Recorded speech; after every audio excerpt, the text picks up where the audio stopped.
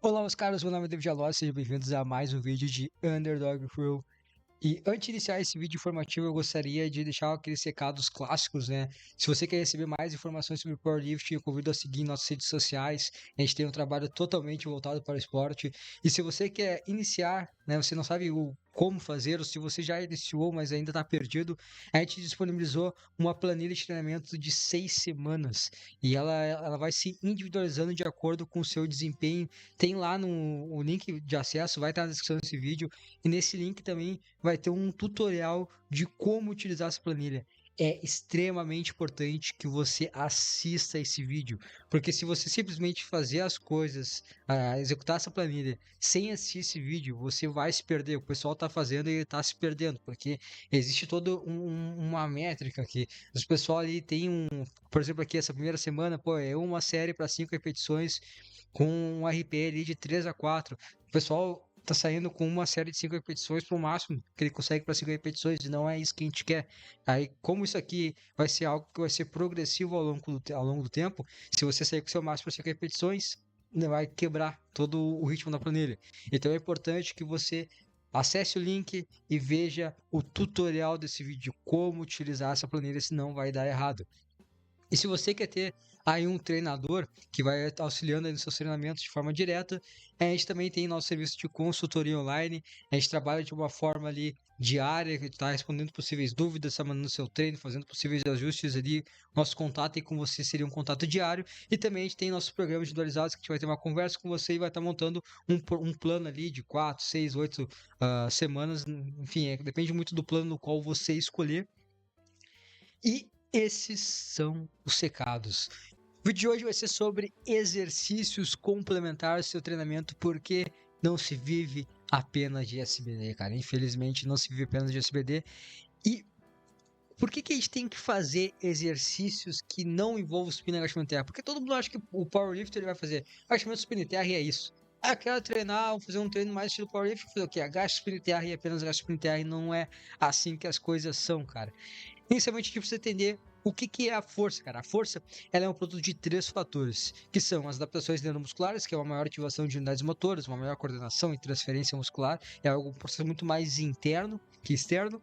E também tem as adaptações morfológicas, que são aí mudanças na arquitetura muscular, dentre elas a hipertrofia. E por fim, a especificidade, porque a força é uma habilidade, então para ele se tornar forte em determinado movimento, a gente precisa treiná-lo de maneira específica.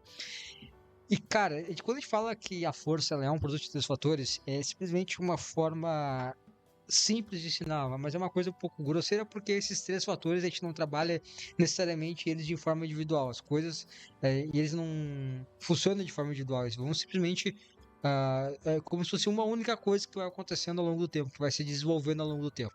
Tá? Então a gente não trabalha necessariamente de forma individual. São coisas que agem em conjunto e a gente se desenvolve ao longo do tempo.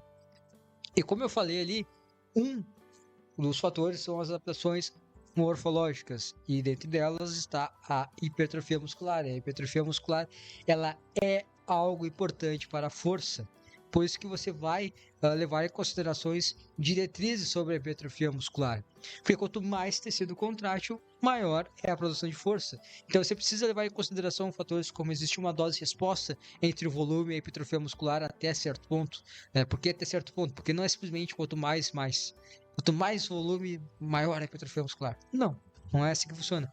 Existe uma dose-resposta, existe um ponto, porque a gente sempre vai buscar um equilíbrio entre o estímulo e a recuperação.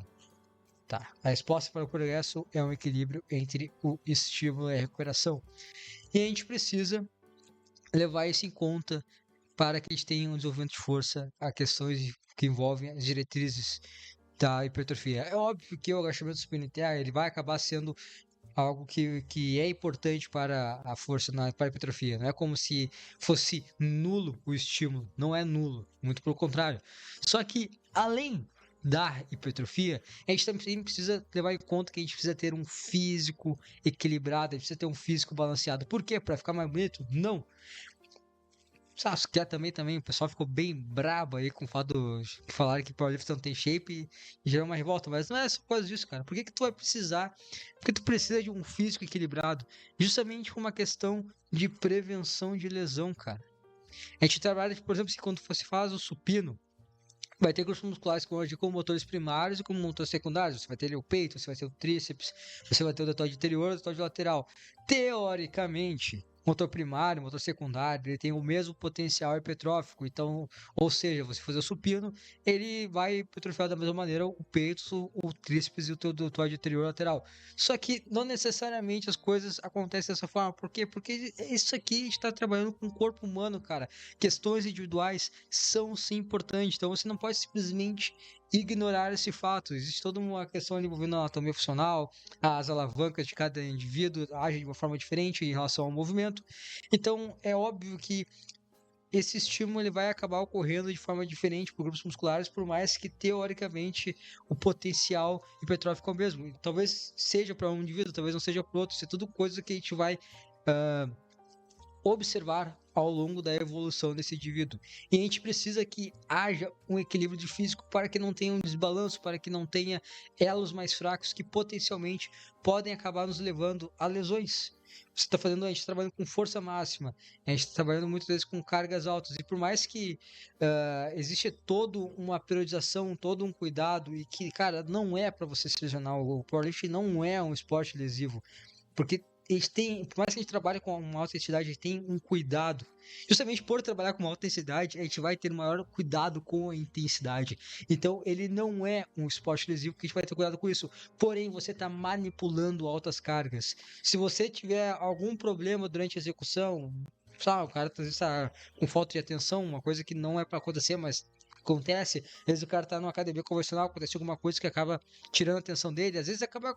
Cara, às vezes, sei lá, tá fazendo supino e o pé escorrega, tu vai agachar e daqui a pouquinho tu acaba se posicionando de uma maneira um pouco errada de acordo com o hack, daqui a pouquinho bate a anilha no hack. Enfim, são coisas que às vezes podem acabar nos tirando de um eixo de movimento, de um padrão de movimento que a gente normalmente apresenta, isso pode acabar sobrecarregando determinadas áreas. Então a gente precisa que esses grupos musculares estejam alinhados para que se a gente tenha uma briga por simplesmente por estar sendo pesado aquele movimento, ou simplesmente alguma coisa aconteça, a gente seja com o físico pronto para lidar com aquela determinada demanda. O grupo muscular tem que estar pronto para lidar com aquela demanda de trabalho.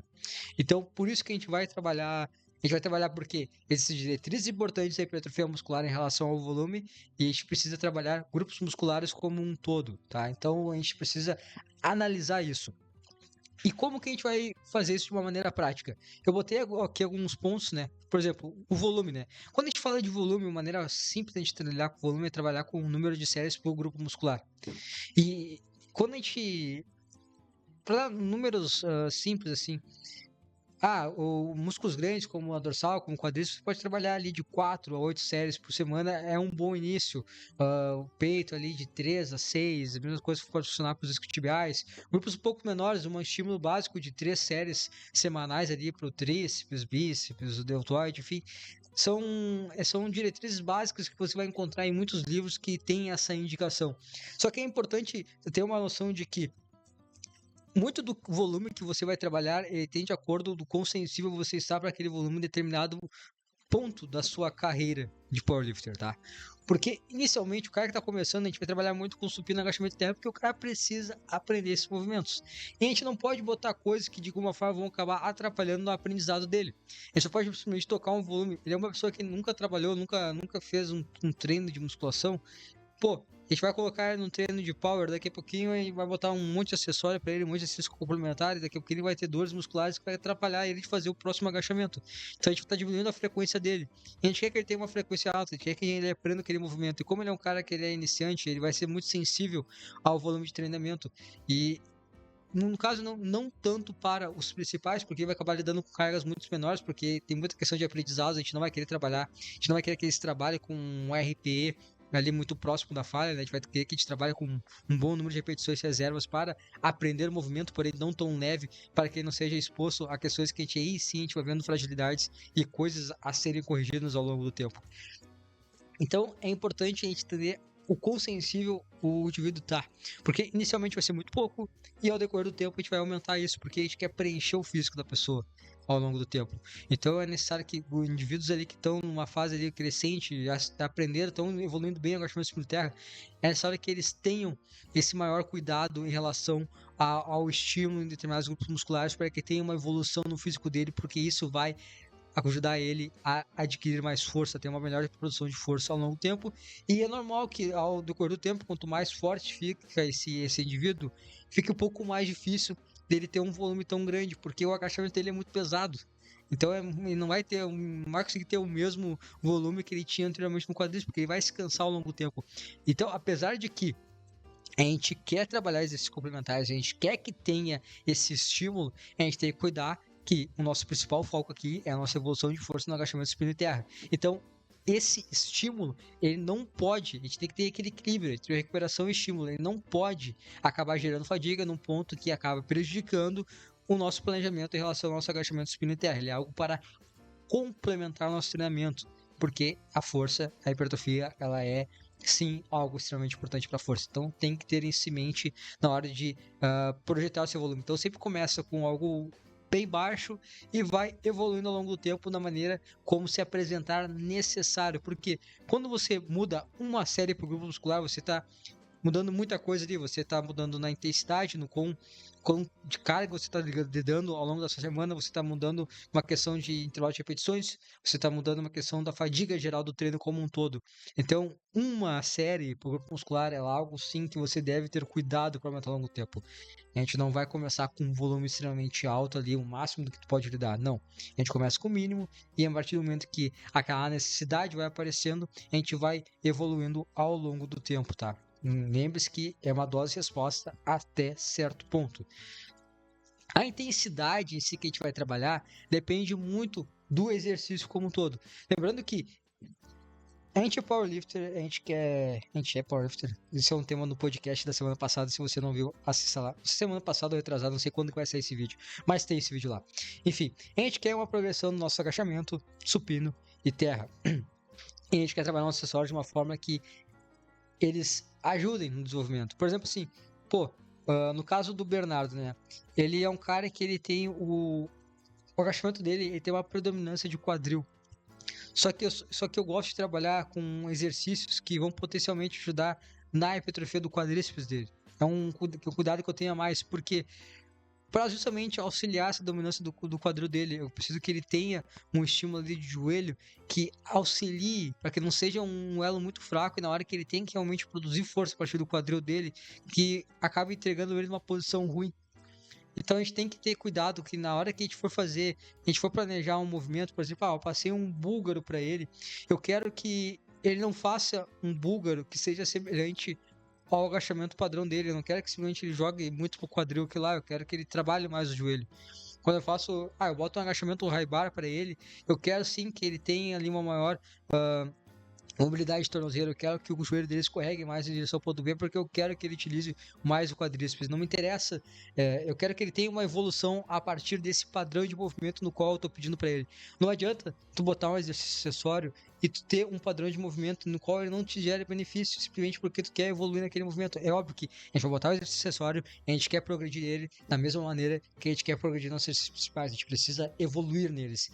Lembre-se ali, a tensão mecânica é algo extremamente importante para a hipertrofia, então sim, você precisa evoluir nos acessórios, você precisa trabalhar nele de maneira forte, só que você tem que trabalhar de maneira forte no qual siga o padrão de movimento que você precisa, entendeu? Existe um fim para aquilo, não é simplesmente fazer uma remada para ser simplesmente a maior remada mais forte do mundo, não, é uma remada na qual ela tem um fim específico para a gente. A gente quer que ter eletores mais fortes para a gente poder lidar melhor com o nosso agachamento e com o nosso terra. Então ele tem que servir de uma maneira que ele tenha um estímulo adequado dentro de um padrão de movimento que a gente espera dele.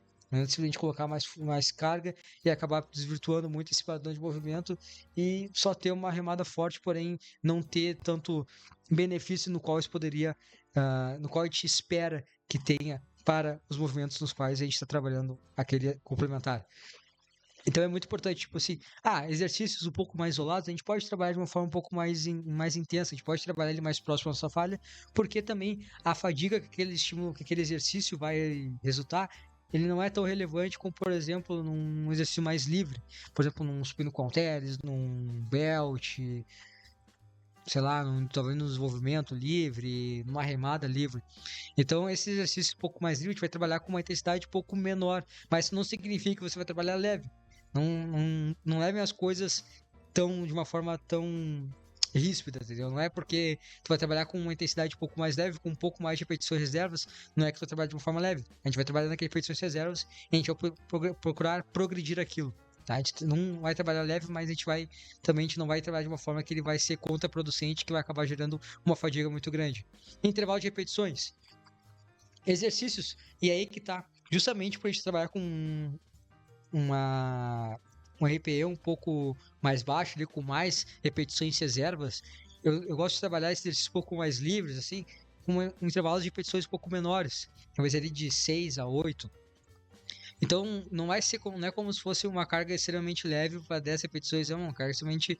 É uma carga dentro daquele RPE, dentro daquele número de repetições reservas, para 8 repetições. Então, acaba sendo uma carga um pouco maior. Exercícios um pouco mais isolados, a gente pode trabalhar uma margem um pouco maior, a gente pode ir para 10, 12 repetições. Então, isso tem muito a ver com a fadiga que aquilo vai gerar. A gente quer que aquele exercício complementar complemente o nosso trabalho, não que ele seja uma âncora. A gente não quer que lá gere muito fadiga, a gente não quer que lá nos gere dor e aí tu vai fazer um agachamento, pô, tu não consegue fazer o agachamento por quê? Porque eu peguei muito pesado na extensora. Vou fazer um terra, eu não consigo fazer um terra porque eu tô com um desconforto ali nas costas. Sabe por que tá com esse desconforto? Porque eu fiz uma remada curvada pesada pra caralho. Pô, a gente não quer isso. Entendeu? É pra complementar, é pra ajudar, não é pra prejudicar. Então, até ali já pegando um tópico ali da relação à escolha de exercícios, faça exercícios que eles tenham um fim que você espera e que ele seja confortável para você executar eles. Talvez ali, eu, por exemplo, eu gostava de fazer muito paralela. E a paralela ele é um bom exercício, ele é um bom exercício complementar para supino. Só que, cara, a paralela que eu tenho disponível na academia na qual eu treino, ela não é confortável para mim. Dói meu cotovelo pra caralho, dói meu ombro pra caralho.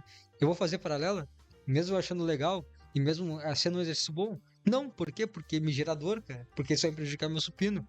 Se eu fazer paralela, vai ficar uma merda meu supino. Talvez eu não consiga ter a mesma frequência do supino que eu tenho hoje. Talvez eu não consiga trabalhar meu supino da mesma maneira. Então acaba que o estímulo que é para ser dado, o benefício que é para ser tirado daquele movimento, ele acaba se anulando simplesmente pelo fato de que ele é um movimento que me incomoda, me gera dor. Então faça escolhas de exercícios nos quais tu vai tirar aquele benefício que você espera e que não vai prejudicar o teu agachamento, o teu supino e o teu TA. Então, se é um movimento que gera dor, que gera desconforto, então não faça ele. Tenta ver o porquê que está acontecendo isso, mas não faça ele naquele momento, não force as coisas. A gente já tem que trabalhar nosso agachamento, supino e TA de maneira consistente e pesada. Então não torne as coisas mais difíceis do que são. Você não vai estar se superando, você vai estar se boicotando. Então faça as coisas de uma maneira inteligente para que você consiga treinar o máximo pesado possível por mais tempo possível. Então uma coisa que é importante dentro do Power é o teu tempo de treinamento. O tempo de treinamento ele é extremamente importante. Se você tem lesões ao longo desse tempo de treinamento, você vai travar o seu rendimento, você vai travar a sua progressão e provavelmente a tua taxa de progressão que você teria se não tivesse lesões. Então é muito importante você ter cuidado em relação a isso. E a frequência desse estímulo, cara, é uma coisa que até aí entra em contato com o pessoal que trabalha mais um treino de musculação em si, e tem aquela coisa de fazer aquelas rotinas, um dia peito, um dia costas, um dia braço, um dia ombro, um dia perna. Particularmente eu não acho isso benéfico, porque se eu vou trabalhar 16 séries semanais para quadríceps, provavelmente se eu fizer 8 num dia e 8 no outro, essas 8 séries elas serão bem mais aproveitadas que se eu fizesse 16 séries em um único dia. Se eu tivesse um descanso adequado, essas 8 séries seriam muito boas e as outras 8 séries em outro treino seriam muito boas. Essas 16 séries em um único dia, talvez as minhas 4 últimas séries, minhas 6 últimas séries sejam uma merda. Eu não consigo dar a mesma intensidade que eu daria se eu tivesse uma distribuição mais adequada desse volume. Então, tu tem que ter uma distribuição boa dos teus exercícios acessórios para que você não acumule muito volume e uma única sessão de treinamento. Dentro do Power, isso é um pouco mais difícil, porque dificilmente vai trabalhar com um volume muito grande de treinamento no geral, porque a gente tem a limitação do nosso agachamento supino e terra. Não é porque Você faz poucas repetições, então o teu retorno para hipertrofia vai ser pouco. Cara, não necessariamente, tá ligado? O estímulo líquido talvez ele funcione de uma maneira um pouco diferente. Tá, talvez seja mais. Teria mais benefício se fizesse 6 repetições, só que não é, esse cai outro ponto que também não é o nosso objetivo, né? Mas de qualquer forma, isso gera fadiga, então isso vai acabar limitando o nosso volume de treinamento. A fadiga gerada pelos principais vai acabar gerando uma limitação no seu volume. Então, dificilmente tu vai ter um cara dentro do Power que trabalha com um volume extremamente grande desses complementares, então por isso que a gente acaba lidando um pouco menos com esse problema do que alguém que trabalha com uma musculação convencional que faça, sei lá, suas 16 séries de quadríceps em uma vez a semana. Provavelmente a gente não vai ter 16 séries de quadríceps pra gente não contar ali o nosso agachamento. Não que o nosso agachamento seja nulo, ele vai gerar hipertrofia, só que também ele gera muito fadiga e limita o nosso volume como um todo de exercícios. Então, tipo, a gente pode fazer num estilo meio pirâmide, tipo, vou ter o nosso principal ali, nosso agachamento, e aí depois eu vou ter um belt, um búlgaro e depois uma extensora. Para nós, dentro do Power, não é um problema tão grande isso, apesar de que também, dependendo do número de séries, você pode fazer uma distribuição menor. Se você tem 2 agachamentos, talvez você faça ali o agachamento e o búlgaro e o extensor num dia e o agachamento e o belt no outro. Depende muito dos acessórios, depende muito da forma como que aquela flutuação vai ocorrer de acordo com a fadiga ao longo da semana. A gente não quer que um exercício, no caso, a gente vai ter nosso exercício, o agachamento ali, ele vai ser o nosso principal, o agachamento suplementar sempre vai ser nosso principal, sempre vai ser nosso foco. Então, a partir dele, a gente não quer que nossos complementares também afetem tão negativamente um ao outro. Se ele afeta muito negativamente um ao outro, se eu faço 3 exercícios, eu faço leg, búlgaro e sensora. E, pô, minha sensora tá uma merda, talvez eu teria um melhor. Talvez seria mais benéfico pra mim, teria melhores resultados dentro do agachamento se simplesmente não fizesse aquela sensora. Talvez simplesmente fosse inútil estar fazendo aquela sensora. Então, talvez eu tivesse menos volume, tivesse menos fadiga, seria mais benéfico do que propriamente fazer aquela extensora no final, entendeu? Então, é preciso ter um cuidado da influência que um exercício vai gerando ao outro ao longo da sessão de treinamento e também do que aquilo vai gerar em outro treino. Por exemplo, eu fiz uma extensora extremamente pesada lá, só que, pô, foi bom naquele meu treino, só que o próximo agachamento ficou uma merda. Porque meu quadríceps tá dando pra caralho. Eu não tô conseguindo agachar, tô meio travado, meio duro, tive muitos dores musculares e tá me dificultando o meu agachamento. Então, tá ruim. O balanço daquelas sessões tá ruim. Eu tenho que fazer algo que aquela fadiga, eu consiga lidar com aquela fadiga da maneira que ela não prejudique uma sessão após outra, entendeu? Então, isso é algo que tu tem que levar em consideração na hora de escolher os exercícios complementares, na hora de distribuir ele ao longo da semana e também o volume no qual você vai estar lidando ao longo do tempo. A sensibilidade na qual você lida com essas variáveis, ela é extremamente importante dentro do Power, porque lembrando, nosso principal foco aqui é o agachamento supino em terra. Tudo que vem a partir disso são complementares para estar nos auxiliando. Por quê? Porque a hipertrofia é extremamente importante para a força e porque a gente precisa ter um físico balanceado, equilibrado, para que a gente não sofra com desequilíbrios musculares e seja potencial risco de lesões. Então a gente precisa ter que nossos músculos musculares não criem elos fracos e que pode acabar gerando problemas, seja na produção de força, ou seja, simplesmente ocasionando algum tipo de lesão, algum tipo de problema na hora de a gente ter que lidar com altas cargas ou algum fator inconveniente que venha a ocorrer durante o nosso treinamento. Então, é esse o vídeo de hoje. Eu espero que tenha sido útil, espero que tenha esclarecido alguns pontos. Eu não estou aqui para dar coisas prontas para você. É muito mais sobre você pensar sobre algo que propriamente dar resposta sobre algo, porque não existe resposta sobre alguma coisa. O principal papel de um treinador ao lidar com o seu atleta, ao lidar com o seu aluno, é tu conseguir observar certas coisas e você criar respostas para aquilo.